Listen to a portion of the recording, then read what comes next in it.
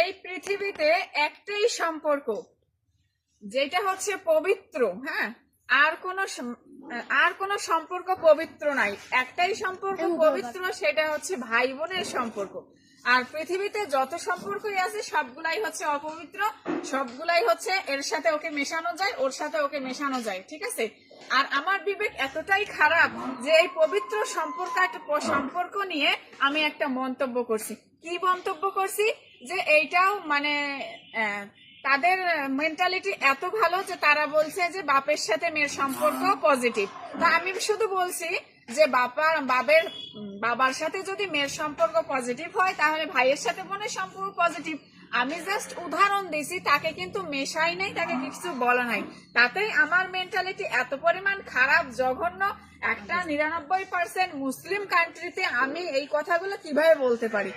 আর উনি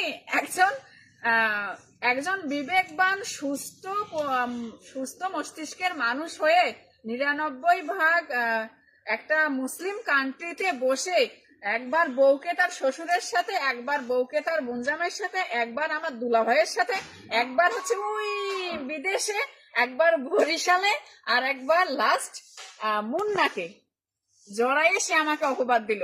মানে তার ভিতরে এতটাই বিবেক কাজ করে, এতটাই সেন্স কাজ করে যে সে মুহূর্তে 10টা মিথ্যে কথা বানিয়ে একজন মানুষকে ব্লেম দিতে পারে। ঠিক আছে? আচ্ছা, তোমাকে আমি একটা কথা বলতেছি, তোমার প্রতি আমার ভালোবাসা গভীর, সেটা মানে কি বলবো, বলার মতো না। তো যাই হোক, যতটুকু ভালোবাসা ছিল আপনার প্রতি আমার, আপনার এই ব্যবহারে মিথ্যে কথা বানায় মানে আমাকে যে পরিমাণ বদনাম করার চেষ্টা করছেন, মানুষের কাছে খারাপ বানানোর চেষ্টা করছেন, হ্যাঁ, সেই জন্য আমার ভিতরে যতটুকু আপনার জন্য মায়া মমতা কাজ করছিল, আশা করি তার ছিটে ফোটাও আর নাই। ভালো থাকবেন আপনি।